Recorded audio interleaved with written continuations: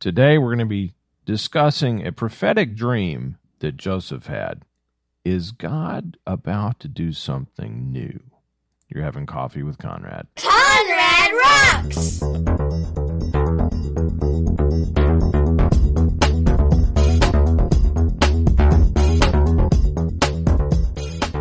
Welcome to another edition of Coffee with Conrad. This is Conrad from ConradRocks.net. Rocks of revelation being poured out to you.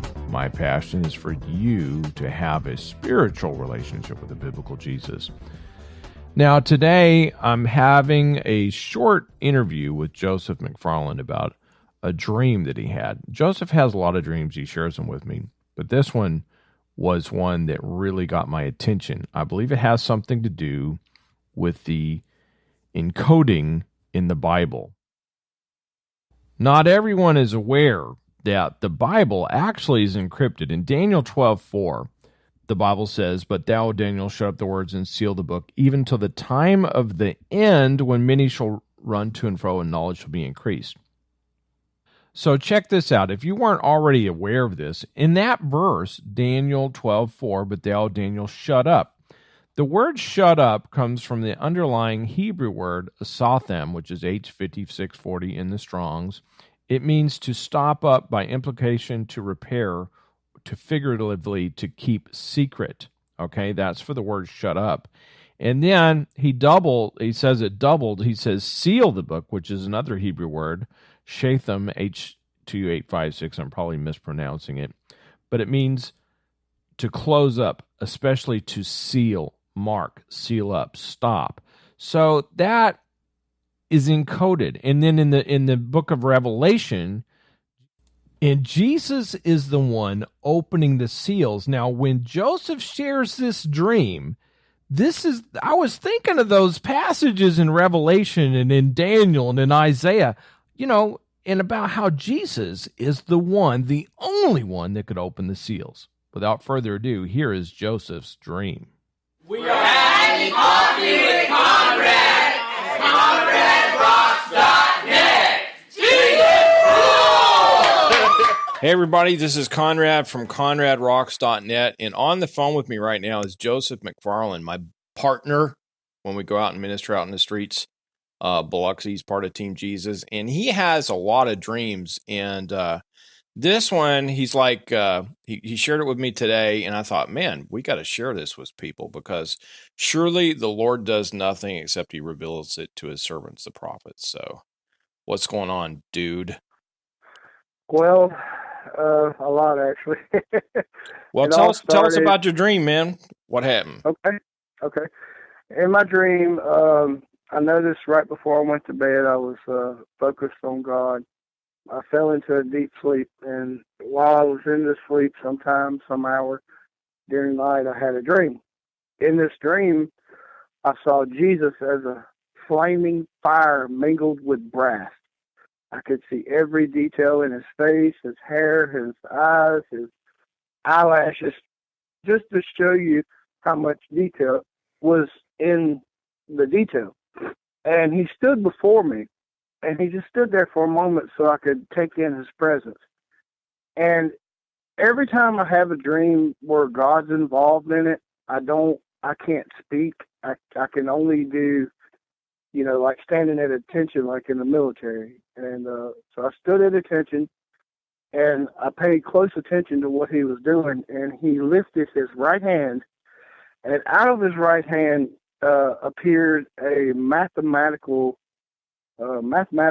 symbol, like something Einstein would write. And I'm looking at the Lord, and I'm like thinking, I had one thought. I said, Lord, if you're giving this to me, I mean, surely you gave it to the wrong person, because I don't know math like that. I mean, I knew what it was. It was some kind of formula or equation or something.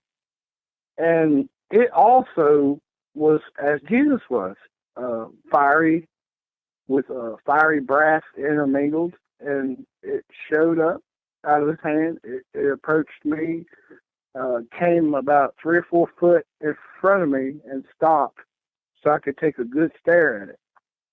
Now, in my dream, I saw every little detail about this mathematical equation. And all of a sudden, it just slowly dissipated in thin air. Well, when this happened, I stared back at Jesus, and Jesus is sitting there, and he's like, or standing there, he's like flaming fire intermingled with brass. I've never seen anything like it in my whole entire life. Never even saw a video or anything like this. I'm amazed at what I'm seeing, and the Lord kind of takes his right arm, he shifts up his sleeve on his forearm, and he turns to the left, and he punches through a wall that I cannot see. And when he punched through the wall, I could hear pieces falling to the ground. Now, take in mind that the whole backdrop is black, so I couldn't see anything, any wall, any pieces, but I heard the pieces fall when he broke through the wall. He gently turned back and faced me, leaned back, and gave me a small smile, and then I woke up. Okay, now we all prophesy in part, and when I talk about prophesying in part, Joseph, he doesn't know about equidistant letter sequences in the Bible. We don't really talk about that, but this is something I studied quite extensively a while back, especially with the book coming out, Michael Drosnin, The Bible Codes, where he, through Scripture, predicts the assassination of Yitzhak Rabin. He tried to even warn him. And it turns out in the Bible Codes, they found not only the assassination, the assassin's name, the date, the year, and the city that he was going to be assassinated in. I'll include the link to that book. And what's curious is Michael Drosnin is not a Christian. These are codes that he just found in the book. And also, as I was talking earlier, in Daniel 12:4, a famous man in history by the name of Isaac Newton, he read this passage and he went on to write a commentary on the book of Daniel. And isn't that awesome? I'm going to include a link to that commentary as well so you can read it. But Isaac Newton was not able to decode the book because you need computers to do it. So, many shall run to and fro and knowledge shall be increased. Isaac Newton did not have a computer, so he could not see these equidistant letter sequence codes in the Bible. Now, I want to comment on a couple of things that Joseph said in the dream. If you remember, he said Jesus was like fire mingled with brass. I'm going to just tell you there's some parallels in this passage that I'm about to read that comes from the Bible that is mind-blowing. It shows the glory of the Lord. Surely the Lord does nothing except he reveals it to his servants, the prophets. Let's go to Revelation chapter 1, verse 15. And his feet like unto fine brass, as if they burned in a furnace. Now how about that? And his voice is the sound of many waters. And in his right hand 7 stars. Out of his mouth went a sharp two-edged sword. And his countenance was as the sun in his strength. And when I saw him, I fell at his feet as dead. And he laid his right hand upon me, saying unto me, Fear not, I'm the first and last. Now I want you to notice the parallels here. Notice there was fire mixed with brass, the same thing in his dream, in Joseph's dream. Also, there's significance of the right hand. In this passage, right hand is 7 stars. Well, Jesus takes his right hand and punches through the wall that cannot be seen. I find that amazing. In Joseph's dream, out of the right hand came that equation. Now, Joseph was probably dumb. He said, all I can do is stand at attention. The prophet in Revelation fell at his feet as dead. So there is a significance of being in awe when you're in the presence of the Lord. I wanted to point that out, that there's some amazing parallels just in that scriptural passage in Joseph's dream. Now, I'm also going to read some other amazing passages here. If you look at, let's say, Revelation 5, 1 through 3, and I saw in the right hand of him that sat on the throne a book written within, and on the backside sealed and with 7 seals. And I saw a strong angel proclaiming with a loud voice, Who is worthy to open the book and to loose the seals thereof? And no man in heaven nor in earth, neither under the earth, was able to open the book, nor even look thereon. Now, the reason I'm talking about this passage here is Joseph couldn't see the wall in his dream. Jesus took his right hand and punched through a wall that he couldn't even see. Notice in verse 3, and no man in heaven nor in earth, neither under the earth, was able to open the book nor even to look thereon. So I find that very significant, and I also find that this is a parallel close to Isaiah chapter 29, 10 through 12.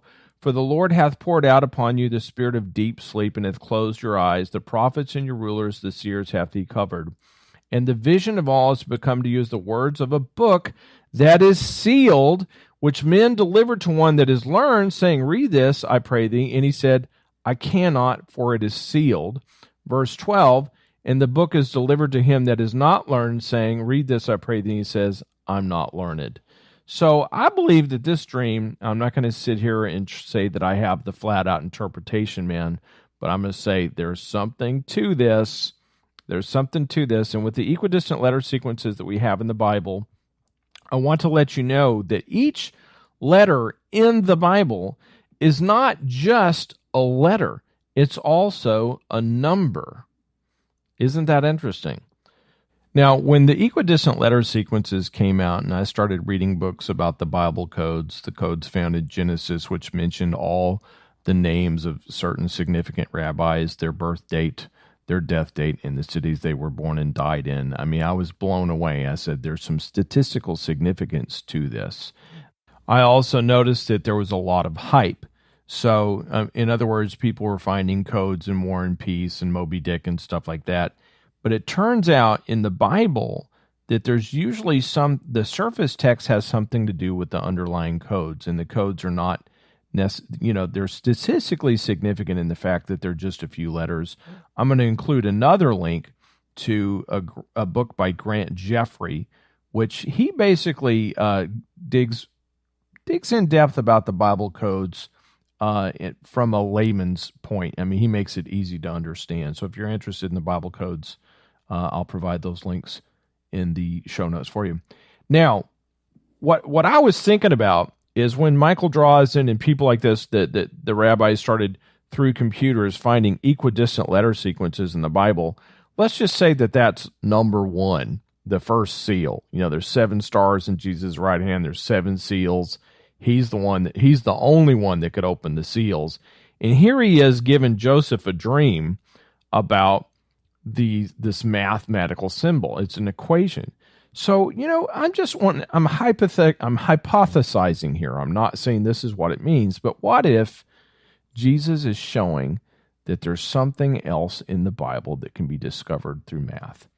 Not just counting on your fingers 1 to 5, but maybe some type of logarithm or algorithm to find codes. Now, we can get distracted. I believe we need to just study the surface text for sure and seek the Spirit of God. But I think this is just another way of just saying God is awesome. He's holy. I'm trying not to sound crazy with all this enthusiasm I have, because when God tells Abraham to look at the stars and count them, and he calls the stars by name, I mean, God is magnificent. He is glorious. He is wondrous. And I think he's about to do something interesting on the earth, or interesting with the Bible. We're going to discover something new. I just feel it, don't you? Anyway, if this has touched you, please share this with your friends and family on social media. And remember, check out those links in the show notes. It's links with a few books about Bible codes. So if you're interested in that. God bless you. I want to thank you for being in my life. Until we meet again, dig deeper and go higher. Dig deeper, go higher at ConradRocks.net.